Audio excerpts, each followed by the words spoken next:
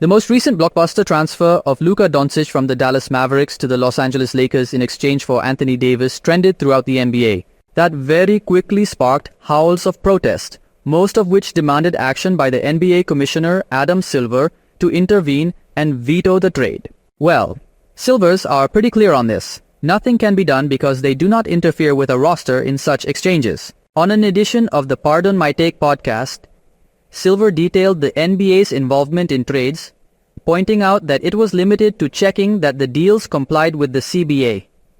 All we do is make sure that the contracts in trades work under the confines of the collective bargaining agreement, Silver said. We don't have any say in roster moves other than that. To the question of whether he had contacted Mavericks GM Nico Harrison to confirm the deal, he responded with a light-hearted tone. "Did you at least text GM Nico Harrison? Are you sure?"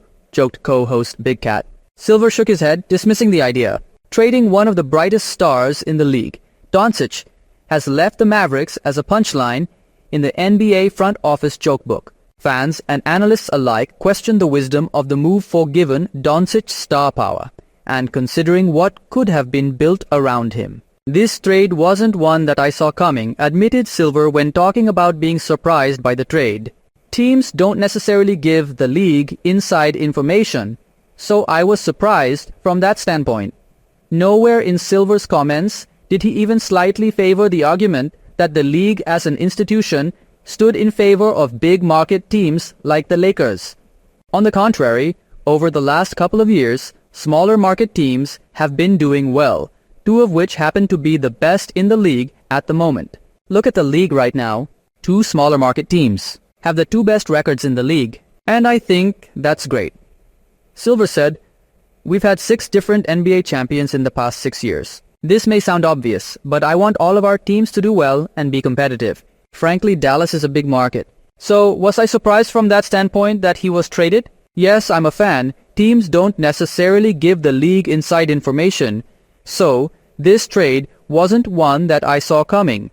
He was self-declared in his comments as leaving an open argument for the possibilities that the league had something to do with the trade.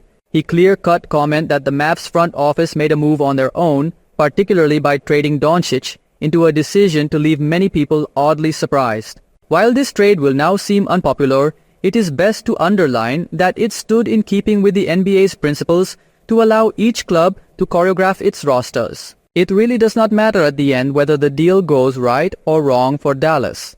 The league had nothing to do with bringing it about. The Steven Lucas-Anthony Davis trade has evoked some serious debate. However, Adam Silver cleared the air with his comments regarding the NBA's role. The focus is now on compliance with the CBA, while the teams themselves are free to take roster decisions. With that bold move by the Mavericks, Silver reminds us that the priority of the NBA is competitive parity across markets, great and small.